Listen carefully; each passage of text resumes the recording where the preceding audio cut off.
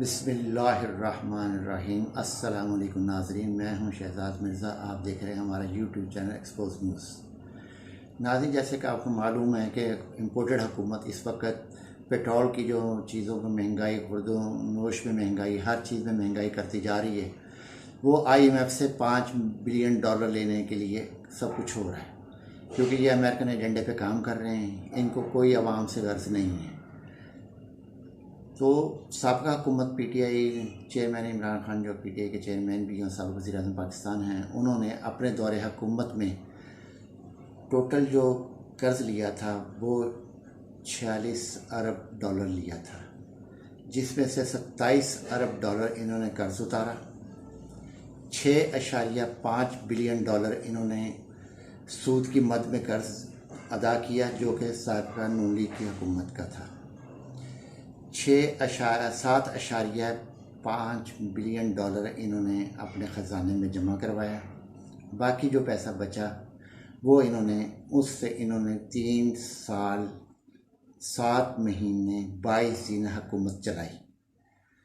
ना कोई ओवरहेड खर्च किया, ना कोई जम्मे गफ़ीर लेकर गए गैर मुल्की दौरों पर।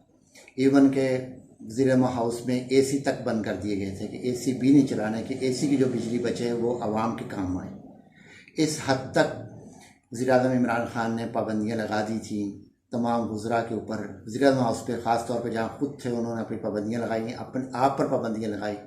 फिर लोगों को कहा कि आप भी इस पर अमल करें, वज़रा को कहा आप भी अमल करें। कोई खाने, कोई लेविश खाने, किसी किस्म की दावतें कोई नहीं उड़ाई जाती थी, सिवाय एक चाय या बिस्किट वगैरह जो थोड़ा बहुत होता था। वो ही शायद वो भी होता है कि नहीं होता रहा, तो मेरे ख्याल में बहुत कम होता होगा, वो भी किसी मौके पे होता होगा, अदरवाइज़ कोई कुछ नहीं है। मगर जो मौजूदा पोर्टेड हुकूमत है, पोर्टेड वज़ीर-ए-आज़म है, जो कि तुर्की के दौरे पे जाने के लिए करोड़ों रुपए के इश्तिहार दे दिए गए मीडिया हाउसेस को, जो कि आवाम पे बोझ डाला गया, बेजा बोझ डाला गया।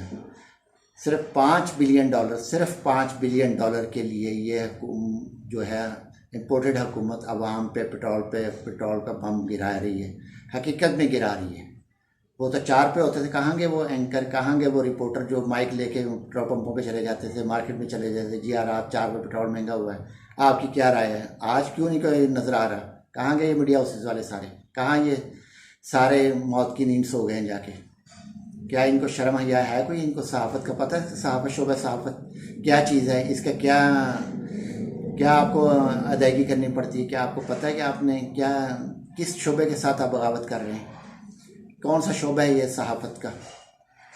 इनको शायद ना बल दें ये जो एंकर हैं, जो भी मीडिया हाउसेस वाले हैं, एंकर हैं, बड़े बड़े ज़मीर फरोश एंकर बन के बैठे हुए हैं। ये इनको सहाफ़त का अलिफ बे नहीं पता। इनको सिर्फ माइक पकड़ना आता है और ज़मीर बेचना आता है। सहाफ़त एक मुक़द्दस पेशा है, इस पेशे को इन्होंने बदनाम कर दिया है। ऐसा बदनाम किया, लोग इनसे नफ़रत करना शुरू हो गए। आवाम के पास चले जाओ, आवाम कहते हैं कि सहाफ़ी नफ़रत करते हैं, कि वो जो बिके हुए सहाफ़ी हैं वहाँ बिके हुए हैं, आपके लोग वहाँ बिके हुए हैं, हुकूमत, इम्पोर्टेड हुकूमत की फेवर कर रहे हैं। क्या ये सहाफ़त कर रहे हैं? ये मरियम सफदर ने कहा जी इमरान खान जुलूस लेकर आ रहा है, अपने बच्चों को क्यों नहीं लेकर आ? तुम अपने बच्चों को क्यों नहीं लेकर आ रही हैं?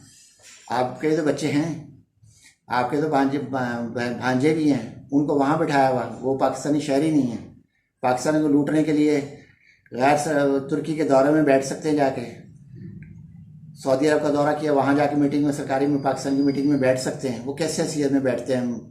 मरियम सफदर साहब, आप बता सकेंगी किस हैसियत में बैठते हैं? जबकि वो इश्तिहारी मुलजिम है, आप भी मुलजिम हो, इश्तिहारी मुलजिम हो, आप पे भी मुकदमे दर्ज हैं, आप पे भी ज़मानत पे आप आई हुई हो, आपके चचा भी ज़मानत पर आए हुए हैं, आपके कज़न भी ज़मानत पर आए हुए हैं। अगर हनीफ अब्बासी अगर सुप्रीम कोर्ट सही फैसला करे तो ये आप फारिग हैं हुकूमत से।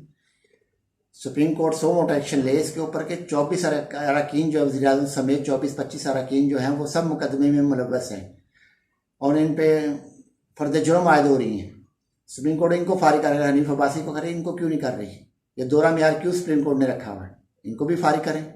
हमारे लिए काबिल एहतराम है सुप्रीम कोर्ट, उनके फैसले भी हमारे लिए काबिल एहतराम है।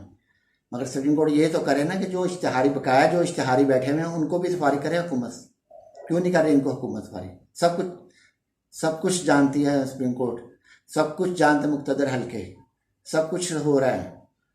एक रात में डॉलर थोड़ा सा मुस्तकम हुआ, कुछ मीशत थोड़ी सी ऊपर स्टॉक एक्सचेंज गई तो DGI साहब आके कह दिए जी नई हुकूमत ने ये कर दिया। अब भी तो वही हुकूमत है, अब क्यों नहीं आके वजाहत कर रहे?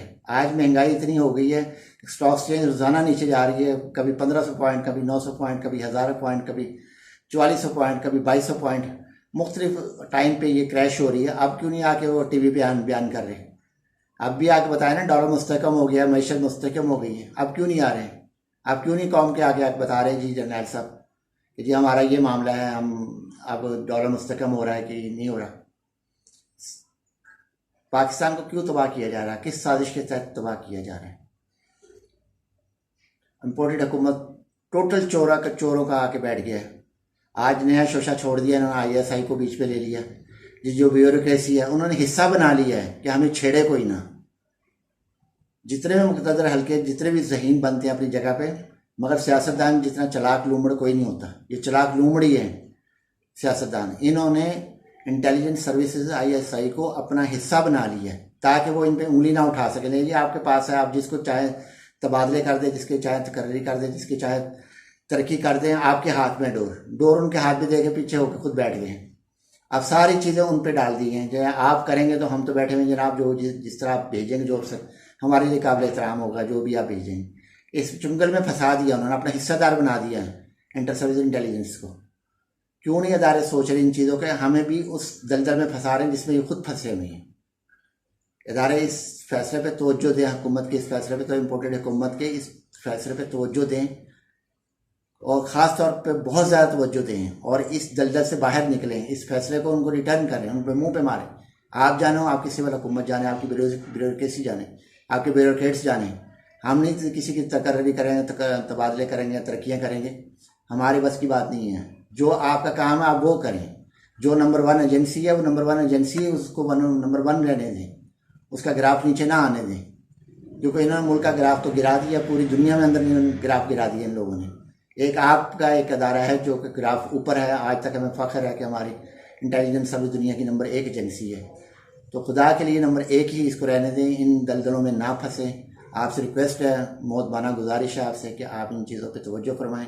ये जो इन्होंने आपके गले में घंटी बांधी है, इस घंटी को उतार के नहीं गले में दोबारा बांध दें। वीडियो अच्छी लगी लाइक करें, शेयर करें, सब्सक्राइब करें चैनल को। शुक्रिया।